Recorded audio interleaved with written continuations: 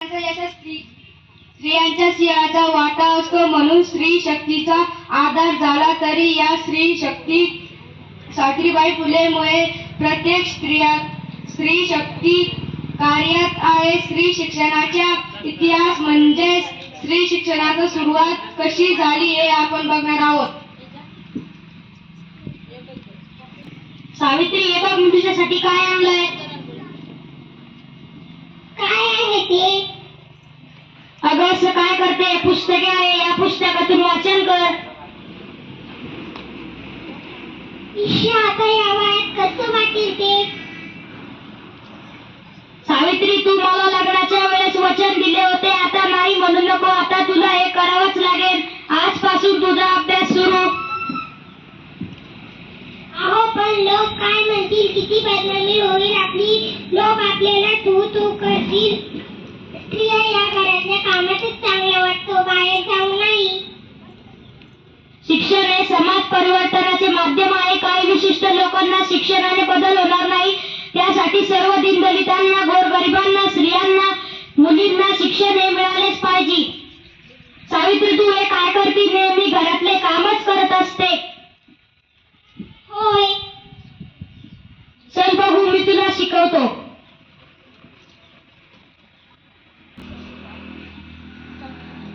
अननसाचं, आईचा, इमारतीचा लिंबूचा. हे बघा, ही सगळी मुळाक्षरे गिरवली. वा, छान छान. मी शिकते तर बाकी मुलींना पण शिकवायला पाहिजे. सावित्री, तू शिक्षणाचा विडा उचलला आहे, पण समाजात मुलींच्या शिक्षणाला परवानगी नाही. हो हो, पण आपल्याला शांत बसून चालणार नाही. आपण मुलींसाठी स्वतंत्र शाळा निर्माण करू. हो हो, केलीच पाहिजे. अरे, तुम्हाला माहित आहे का, सावित्रीबाई फुले आणि ज्योतिबा फुले यांनी शाळा सुरू करायची ठरवली. नाही, आपण असं होऊ देणार नाही. मुलींची शाळा सुरूच होऊ देणार नाही.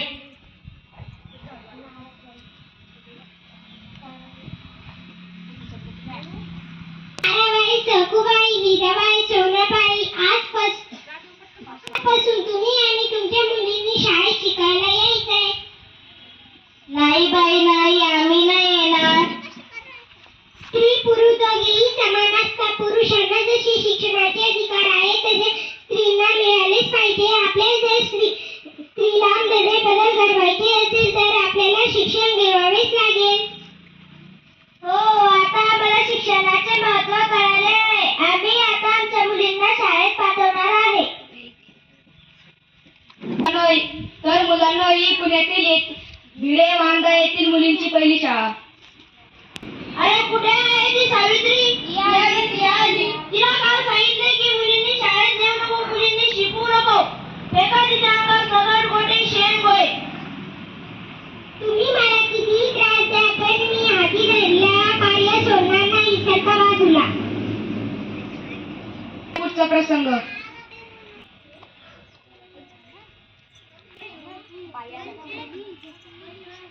आले का सर्वजण तुम्ही? आज मी तुम्हाला आई शिकवणार आहे, तर मला माझे मागे. अननसाचं अ, आईचा, लिंबूचा इ, इमारतीचा इ. चला तर वाक्य पुढे शिकू. तर मंडळी, आज सावित्रीबाईच्या या अर्थपरिश्रमामुळे आज आपल्याला मेहनतीची बघायला मिळते ती अशी. नमस्कार, मी सावित्रीबाई मुळे उच्च शिक्षण घेतल्यामुळे आज मी डॉक्टर बनले आहे.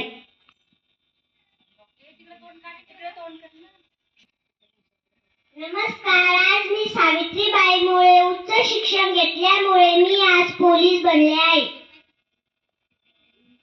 नमस्कार, आज मी सावित्रीबाई मुळे उच्च शिक्षण घेतल्यामुळे मी इंजिनियर बनले आहे. सावित्रीबाई फुले यांचे कार्य सतत पुढे चालत राहण्यासाठी मी शिक्षिका बनले आहे.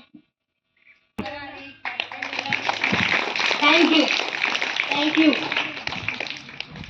Thank you.